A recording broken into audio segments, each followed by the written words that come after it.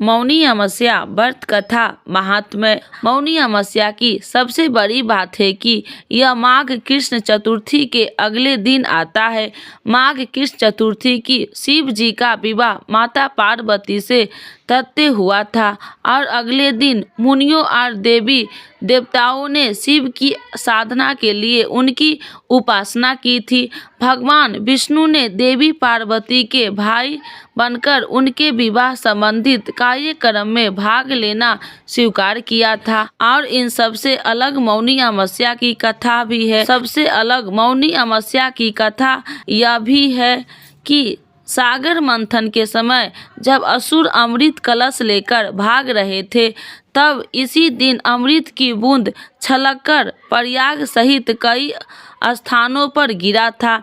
इसीलिए मौनी अमावस्या पर प्रयाग सहित अन्य तीर्थों में स्नान दान पुण्य करने से कई गुना लाभ मिलता है। मौनी अमावस्या व्रत के लाभ। माघ मास में तिल, ऊनी वस्त्र, घी का दान बहुत ही पुण्यदायी होता है। इसीलिए मौनी अमावस्या पर इन वस्तुओं का दान जरूर करना चाहिए। यह जरूरी नहीं कि आप बहुत दान करें, लेकिन अपनी श्रद्धा और क्षमता के अनुसार थोड़ा भी आप कर सकते हैं। इससे भगवान शिव की कृपा प्राप्त होती है और व्यक्ति मृत्यु पश्चात उत्तम लोक में स्थान पाता है। व्यक्ति मुनि पदों को प्राप्त करता है। एक मान्यता है कि मौनी अमावस्या के दिन मनुष्य के धरती पर लाने वाले प्रथम मनुष्य मनु ऋषि का जन्म हुआ था। मनु ऋषि के नाम से भी इस व्रत का नाम मौनी अमावस्या है। मौनी अमावस्या व्रत कथा। मौनी अमावस्या की कथा को लेकर जो प्रचलित कथा है, उसके अनुसार प्राचीन काल में एक ब्राह्मण परिवार कंचीपुरी में रहता था। पति पत्नी दोनों ही धर्मात्मा थे और धर्म पूर्वक अपनी गृहस्थी चलाते थे। इनका नाम देवस्वामी था और इनकी पत्नी का नाम धनवंती था।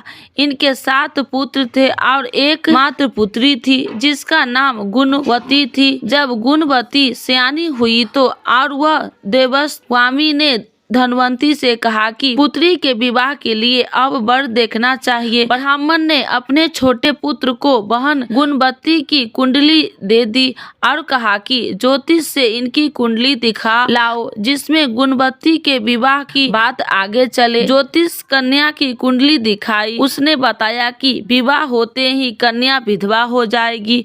ज्योतिष की यह बात जब ब्राह्मण परिवार को मालूम हुआ तो वो बहुत दुखी हो गया और इसका उपाय पूछा। ज्योतिष ने बताया कि हे ब्राह्मण, हिंसल द्वीप में एक पतिव्रता महिला रहती है जिसका नाम सोमा धोबिन है। यदि कन्या की शादी से पहले शोभा आपके घर आकर पूजन करे और अपना आशीर्वाद दे तो यह दोष दूर हो जाएगा। ब्राह्मण ने अपनी पुत्री गुणवती को अपने सबसे छोटे पुत्र के साथ द्वीप भेज दिया और दोनों भाई बहन सागर किनारे पहुंचकर उससे पार करने के बारे में विचार करने लगा। जब समुद्र को पार करने का कोई रास्ता नहीं मिला तो दोनों भूखे प्यासे एक पीपल वृक्ष के नीचे आराम करने लगे।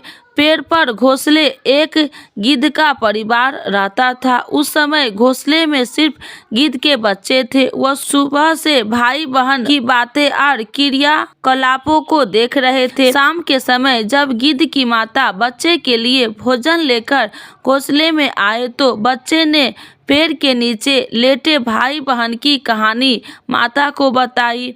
उनकी बातें सुनकर गिद्ध की माता को दोनों भाई बहन दया आई और बच्चे को कहने से उसने कहा कि तुम लोग अब चिंता मत करो, इन्हें सागर पार करवा दूंगी। बच्चे ने माता की बात सुनकर खुशी खुशी भोजन ग्रहण किया। गिद्ध की माता बच्चे को भोजन करवाकर दोनों भाई बहन के पास आई और बोली कि मैं आपकी समस्याओं को जान लिया हूँ, आप चिंता मत कीजिए, आपकी समस्या का निदान मैं कर दूंगी और आपको शोभा धोबिन के पास पहुँचा दूंगी।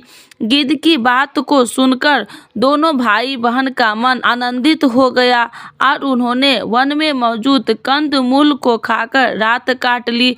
सुबह होते ही गिद्ध ने दोनों भाई बहन को समुद्र पार करवा दिया और सिहला द्वीप में सोमा धोबिन के घर पहुंचा दिया। गुणवती सोमा धोबिन के घर के पास छुपकर रहने लगी। हर दिन सुबह होने से पहले गुणवती शोभा का घर लिपा दिया करती थी। एक दिन शोभा ने अपनी बहुओं से पूछा कि प्रतिदिन सुबह हमारा घर कौन लिपता है। बहुओं ने प्रशंसा के लोभ से कहा कि हमारे अलावा यह काम और कौन करेगा। लेकिन सोमा को बहुओं की बात पर भरोसा नहीं हुआ और वह यह जानने के लिए पूरी रात जागती रही कौन है जो हर दिन सूर्योदय से पहले घर लीप जाता है। शोभा ने देखा कि एक कन्या उसके आंगन में आई और आंगन लीपने लगी। सोमा गुणवती के पास गई और उसने पूछने लगी कि तुम कौन हो और क्या हर सुबह मेरे आंगन को लीपकर चली जाती हो। गुणवती ने तब अपना सारा हाल शोभा से कहा डाला। गुणवती के बातों को सुनकर शोभा ने कहा कि तुम्हारे सुहाग के लिए मैं तुम्हारे साथ चलूंगी। शोभा ने ब्राह्मण के घर आकर पूजा किया, लेकिन विधि का विधान कौन टाल सकता है। गुणवती का विवाह होते ही उसके पति की मृत्यु हो गई। तब शोभा ने अपनी सभी पुण्य गुणवती को दान कर दिया। शोभा के पुण्य से गुणवती का पति जीवित हो गया, लेकिन पुण्य की कमी से शोभा की पति और बेटे की मृत्यु हो गई। लेकिन शोभा ने अपना घर छोड़ने से पहले बहुओं से कह दिया था कि मेरे लौटने से पहले अगर मेरे पति और बेटे को कुछ हुआ तो उनके शरीर को संभाल कर रखना। बहुओं ने सास की आज्ञा को मानकर सभी के शरीर से संभाल कर रखा। उधर शोभा के सिहला द्वीप लौटने हुए रास्ते में पीपल के वृक्ष छाया में विष्णु की पूजा कर 108 बार पीपल की परिक्रमा की। इसके पुण्य के प्रभाव से शोभा के घर लौटते ही उसके पति और बेटे फिर से जीवित हो गए। इसीलिए मौनी अमावस्या के व्रत करने वाले व्रतियों को यह कथा सुनकर पीपल की 108 बार परिक्रमा करनी चाहिए और भगवान विष्णु की सहित शिव जी की पूजा भी करनी चाहिए। बोलिए विष्णु भगवान की जय, शिव जी की जय।